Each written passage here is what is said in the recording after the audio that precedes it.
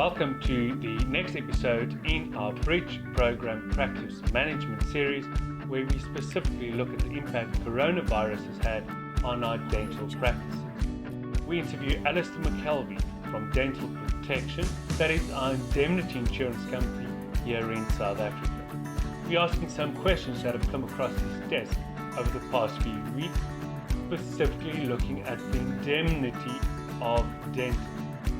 Some of these include TELE-dentistry. What are the current rules and regulations regarding that? And what can we do from a practice perspective to indemnify ourselves during TELE-dentistry? What happens if we inadvertently do elective treatment that falls outside of emergency treatment during this time? What is the view of our indemnity insurance? And then can we actually say no to treating a patient? You can find more videos in this series on our YouTube channel, Bridge Program South Africa, or go like our Facebook page at Bridge Program SA, or find us on Implant Academy's site at Implant Academy. We'll be focusing on this period specifically, not really talking about when lockdown ends, but for now, there's a big emphasis on trying to limit the contact with patients for whatever reason, and that is to do that we need to do some form of telephonic conversation, telephonic support. What are the rules that you understand, the regulations regarding that specifically, your knowledge of the South African system, what we're allowed to do, what we're not allowed to do, and obviously how you as a indemnity company looks at that? Well, the problem of telemedicine and teledentistry is an HPCSA issue because they have guidance and ethical rules about the provision of teledentistry. And quite clearly, it makes sense to have a remote consultation with a patient before you actually agree to see them. The problem that the HPCSA had presented to the medical and dental professions is that they would only allow a consultation to take place where there already was an existing relationship between the treating clinician and the patient. Now, you know, during a COVID crisis, I mean, teeth are not going to suddenly not cause patients problems, and it is quite likely that patients will contact a dental practice. They may contact multiple dental practices, and the best way to triage the problem is to face-to-face or a telephonic conversation. So the HPCSA guidance presented a barrier for everybody doing that, but fortunately about 2 weeks ago they relaxed the rule during the lockdown, whereby dentists and doctors are allowed to have an online or a telephone consultation remotely with a patient that they do not have an existing professional relationship with. So that statement has been officially given out, and that is the status quo at the moment, which is what today is. What is the date today? 17th of April. 17th of April. There you go. You get lost in things. So officially we're allowed to give it. Officially, you are allowed to do it, and they will review the situation at the end of the lockdown. And for me, it makes a huge amount of sense here because people can consult a dentist about a problem that they've got without having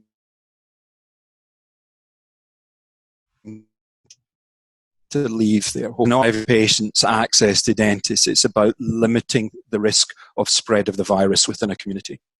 So from an ethical point of view, it is permissible for a dentist in South Africa to have a digital, non-face-to-face consultation with a new patient. What we would be advising our members not to do is to cross borders, to be giving advice in a jurisdiction outside of South Africa.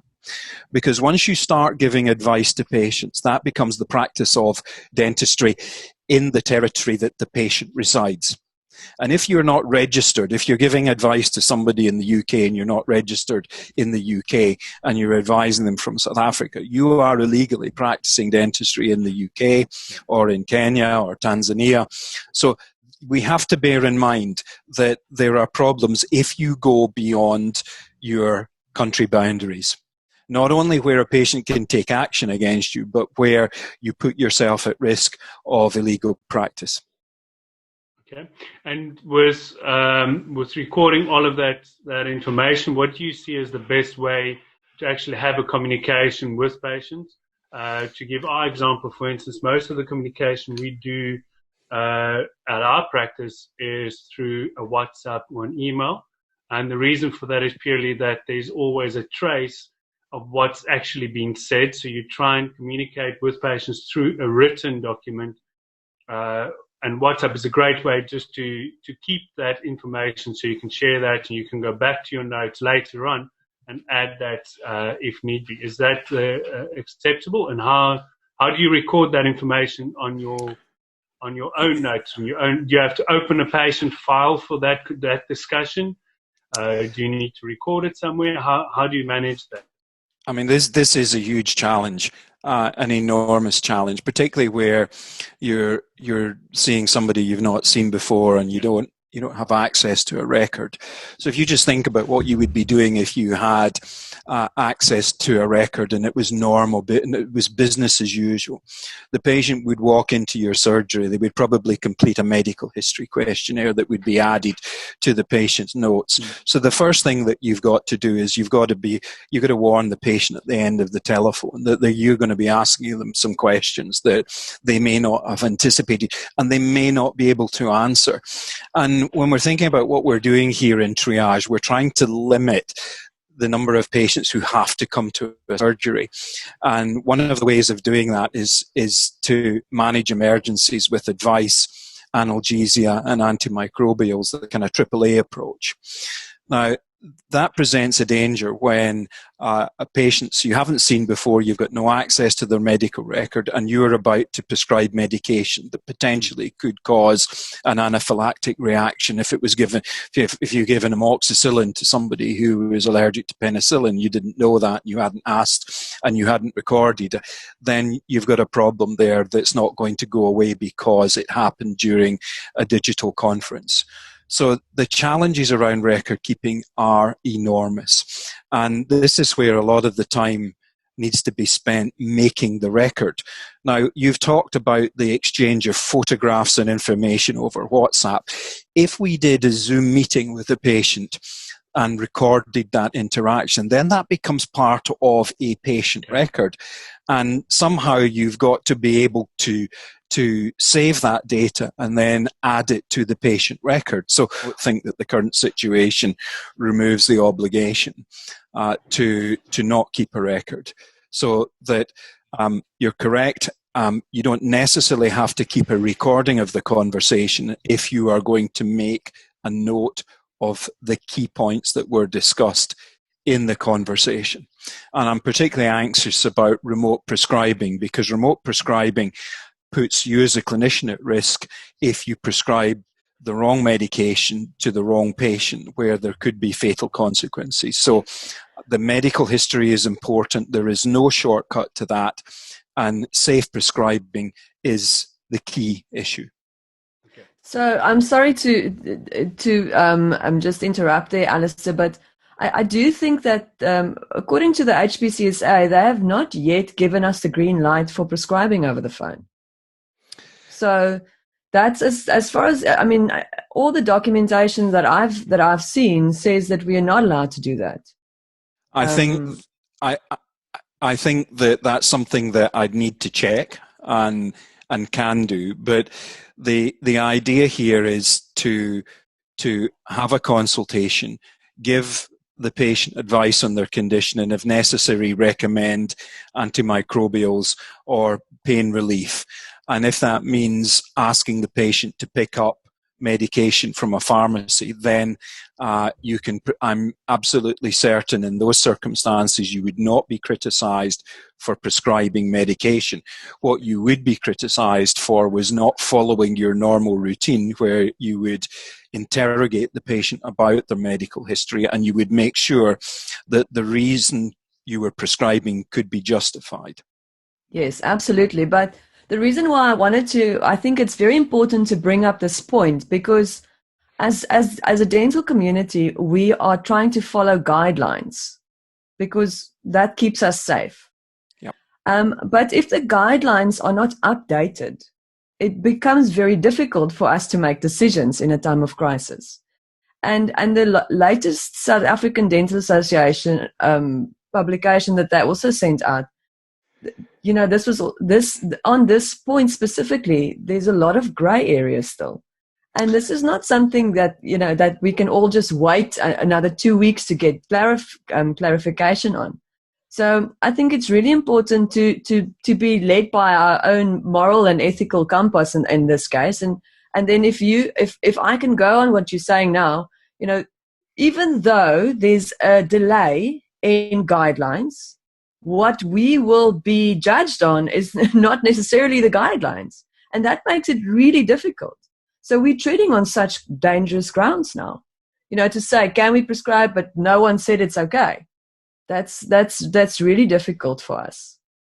I think as a dental community, we need to challenge the HPCSA and the South African Dental Association even more to give us clarity on these guidelines. And it's not your fault that it's not there, but maybe we can put pressure on them. It's my role to protect a dentist who's criticised for prescribing. And if you think of this, these are not normal times, and the Minister spoke about the challenges ahead. And I think that it's down to professional judgment here. And if you think what we're trying to prevent here, we're not trying to make life difficult for our patients. We're trying to make life as easy as possible, but we're also trying to restrict contact they may have if they leave home.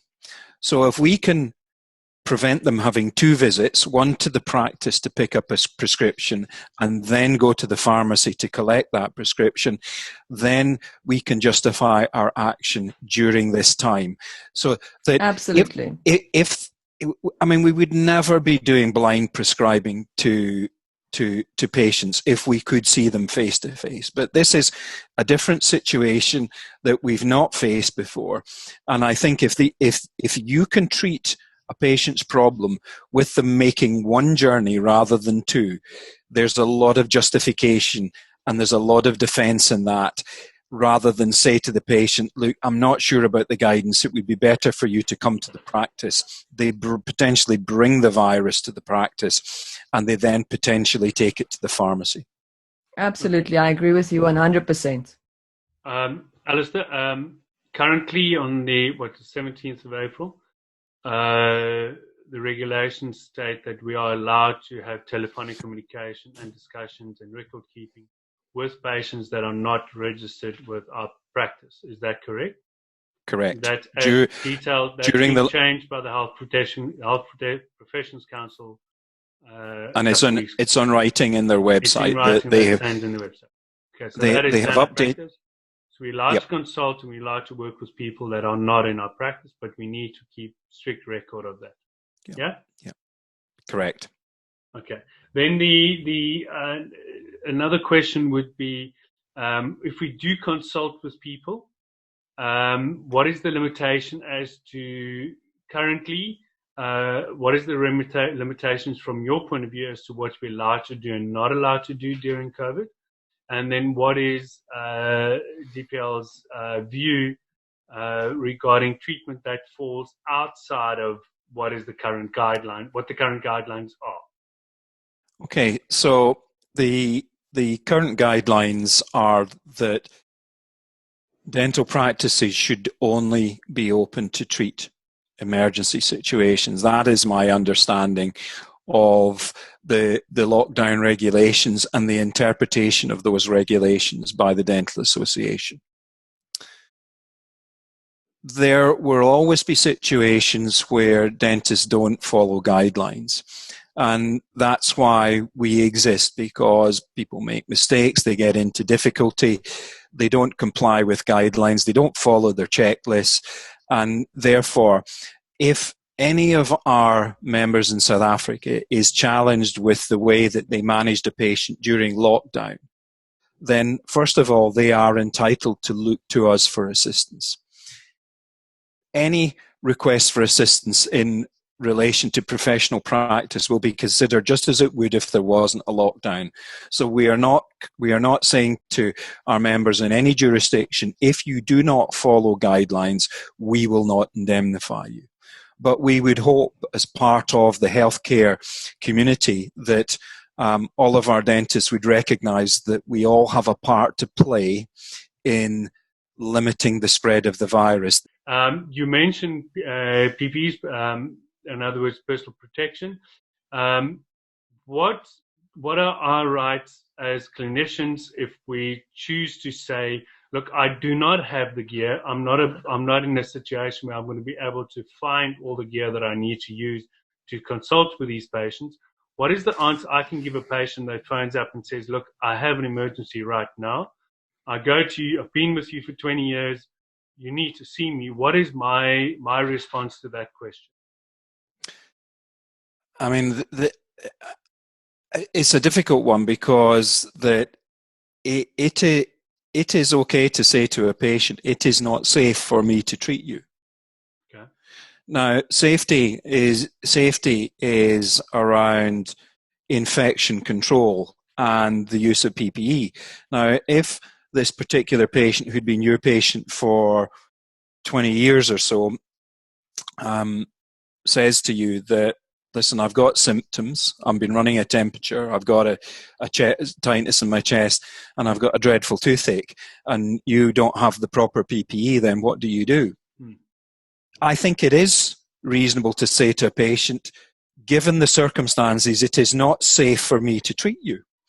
And therefore, the patient has to find somebody else to take the tooth out. And I would imagine there will be the correct PPE in a private hospital where there's a max fax willing to pull the tooth out.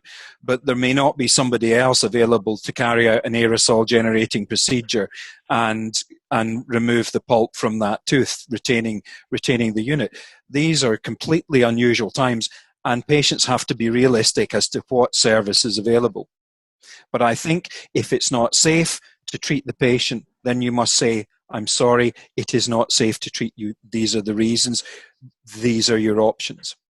So it's quite important for everybody to understand what their own limitations are, what PPE they need, and then obviously have a list of practices or places that they can go and refer people to that can see them, whether it be your local clinics, your hospitals, or your medical centers that are available, that are actually equipped to be able to do that. And any ideas to what's going to happen in the next 3, 4, 5, 6 months? Any projections, any crystal ball talking that you might be thinking of? Okay, so I mean, there's lots of things that I think are going to happen, but and it's generally a mix of finances. I mean, we've got people who have lost their jobs. There will be people who have had their salaries and their income cut. There will be people who own dental practices who may well go out of business. The demand for treatment, the disease will continue. So the caries won't stop, the periodontal inflammation won't stop, the loss of teeth won't stop, the need for endodontics won't stop. There may be less elective cosmetic treatment carried out while the economy recovers. But we may find ourselves doing a lot more basic dentistry. We may find ourselves focusing on managing the caries, managing the pain, managing the periodontal disease. And hopefully, because the need for all that treatment hasn't gone away, there will be an opportunity for people to do more hours and to recover some of the income that they've lost during the lockdown period. So I think that the type of dentistry and the amount of dentistry patients buy will change a little bit, but the need for dentistry is always going to be there because the disease will continue to arise. I hope practices will manage to survive the next few months financially.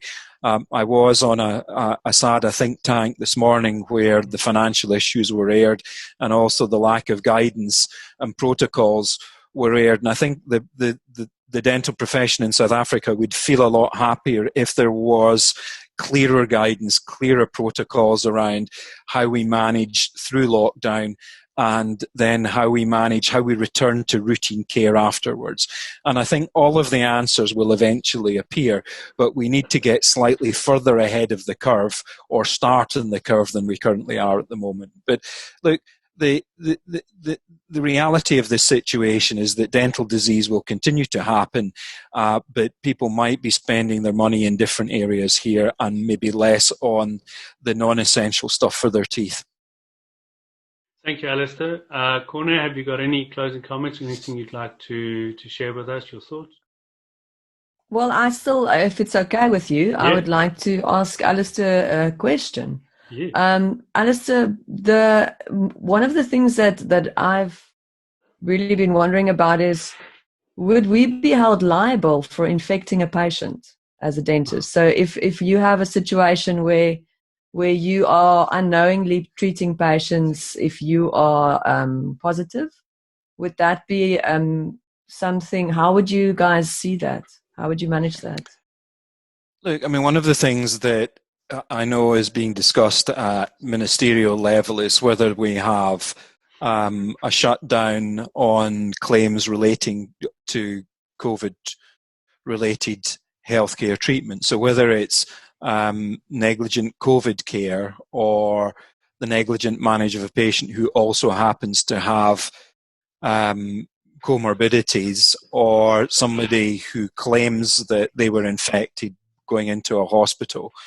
I think that there is an obvious benefit in government saying that we're going to make this an area of healthcare that you cannot sue your doctor or your dentist in, because it is so unique and so challenging. So that's one option. I think the second thing is that it would be incredibly difficult for a patient to prove that they got the virus from their visit to the dentist. So I think that a claim would not succeed, but a complaint to the Health Professions Council would present a completely different scenario to a dentist who willfully ignored the guidance and recklessly put himself, his staff, and his patients at risk by continuing to carry out routine care without the correct cross-infection protocols, without doing COVID assessments, without making good records, and was symptomatic at the time. I mean, that's incredibly irresponsible for somebody to do that. But that is where the risk is. The risk is not so much a patient suing a dentist because they think they got the coronavirus from that dentist. It would be impossible to prove on the balance of probability, but it would attract a lot of attention from the HPCSA. Yeah. I also just I'm completely in agreement with what you're saying. Just to add to that, I think it's really also our responsibility as dentists when we do see emergency patients. We have to also make sure that we are not really going to the shops as often, or being in or exposing ourselves unnecessarily. I also think it's our responsibility to make sure we don't have a fever before we go and treat patients. So I think those are little things that we can do to make sure that if you allow a staff member in your practice, if you're working with someone else, that they will also follow the correct protocols. You can't just allow someone in your practice that might have gone to the shops twice a day.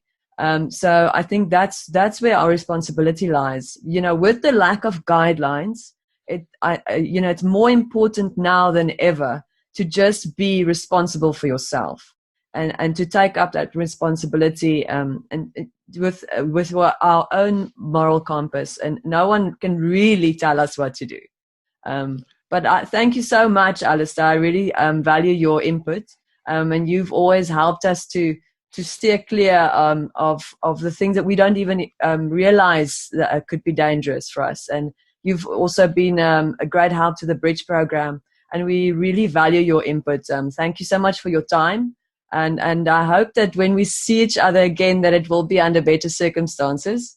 But it was really nice to see you, even if it's virtually. Thanks, Alasdair. Well, I'm saying to everybody nowadays that I can't wait to see you again, because when I see you, it'll be because I've survived, and that's the general Yes. feeling here. I think just one thing I would say here at the end is that we're all living this problem at different stages, and I mean, I watch what's happening in South Africa on a daily basis for a number of reasons, and the infection rate hasn't gone on that exponential rise. The number of deaths is quite low. It's quite different in Europe and quite different in the UK.